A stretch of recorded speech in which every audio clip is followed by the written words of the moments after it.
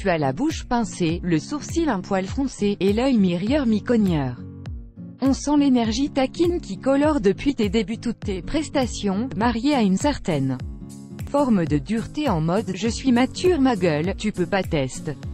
Bref, on sent que tu t'en cognes, que tu es en pilote automatique, et que sans un usage industriel de Photoshop, tu ressemblerais plus à un sapin de Noël abandonné dans une ruelle à vomi qu'à un gros dur bien badass. C'est ta tronche, et tu la tires sur toutes les affiches de tous tes films depuis au moins 10 ans. Comment en est-on arrivé la brousse à l'affiche cette semaine de Death Wish d'Eliros, notre critique par ici? Un HEROS super on ne sait jamais dit que tu étais taillé pour sauver le monde, mais ça ne t'a pas empêché de sauver le cinéma d'action. Schwarzenegger sortait de Predator, Stallone venait de plier l'Afghanistan dans Rambo 3, et plus personne n'en avait grand-chose à faire, tant ces colosses avaient fini par déréaliser un genre par essence brute et terre à terre. Et puis tu es apparu, avec ta calvitie annoncée, ton Marcel tout pourri, ta voix nasillarde, tes pieds en lambeaux et ta langue bien pendue.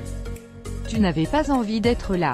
Héros de circonstance, tu pâchais toutes tes aventures à pester contre la mécanique narrative qui te ballottait tel un fétu de paille surarmé.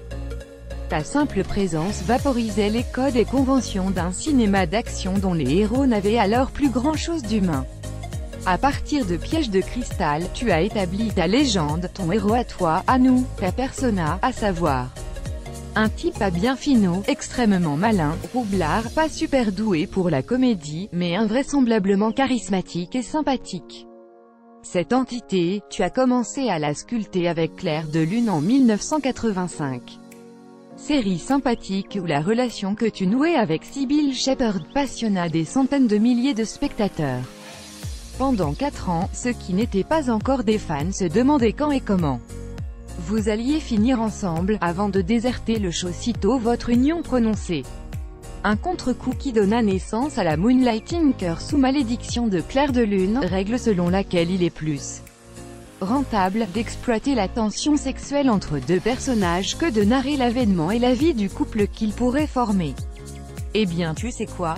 La Moonlighting Curse, c'est toi. C'est ta carrière.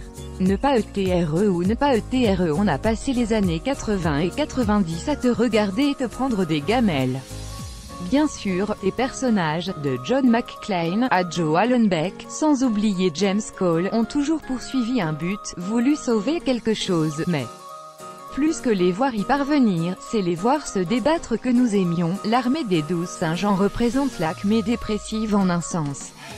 Cole ne parviendra pas à arrêter l'apocalypse en marche, tout au plus laisse-t-il des miettes pour qui y parviendra, mais chemin faisant, il lui est donné de comprendre l'origine du trauma des traumas, de faire la paix avec lui-même et in fine, d'aimer. À l'époque, les anti-héros, empêtrés dans un réel qui nous parle immédiatement, butent comme le public sur leur existence. Et on aimait te voir galérer. On t'en aimait que plus. Et puis quelque chose s'est brisé. Si je voulais faire du mauvais esprit, je situerais la rupture au niveau du 5e élément et j'émettrais l'hypothèse que le tragique scénario de Luc Besson t'a rayé le cerveau. Mais ce serait franchement pas très sport. Non, si tu t'es mis progressivement à multiplier et enchaîner les productions bas de gamme dans lesquelles tu fais semblant de jouer, c'est parce que tu t'en cognes. Comme ton héros de Clair de Lune, c'est quand tu es arrivé au sommet que ça a précisément cessé de t'amuser. Tant pis pour nous, mais s'il te plaît, si tu n'en as vraiment plus rien à carrer, alors va te planquer dans ta petite ville natale de l'Idaho, où tu avais justement pris le temps en 2006 de te retirer, pour y acheter un théâtre et mettre en scène une poignée de pièces. Profite, fais ce que tu veux, mais par pitié arrête d'amoindrir des pépites comme le dernier Samaritain en enchaînant les trucs informes comme le la rush ou act of violence ou vice. Too much Bruce, tu ne peux pas te ramener et m'apprendre à jouer Bruce Willis.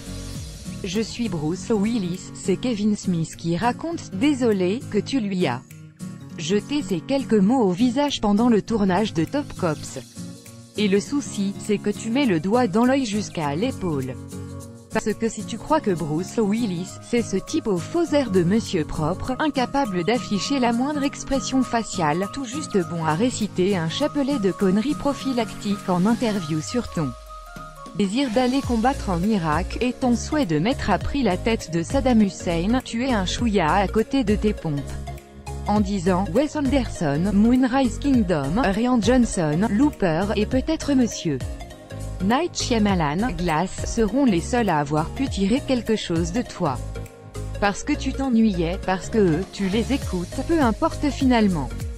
Ce qu'il y a de plus triste Bruce, c'est que tu as tellement désossé ce héros à part que tu symbolisais, que non seulement personne n'a envie de poser les yeux sur ton remake de Death Wish par Eli Roth.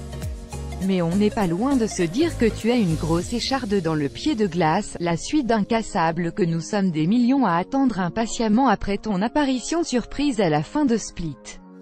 Tu étais l'outsider. Ce petit gars qui, de l'argot plein la bouche, faisait bien se marrer de sale type auquel il parviendrait de justesse à donner une sacrée correction. Tu es désormais le héros de Death Wish, chirurgien le jour, justicier la nuit. Tu présides au destin de personnages secondaires dont tu te moques tout en transformant tout ce qui bouge en pâté de plomb. De funambule imbibé de whisky et de bière tiède, tu es devenu juge et bourreau d'un procès qui n'intéresse personne, pas même toi.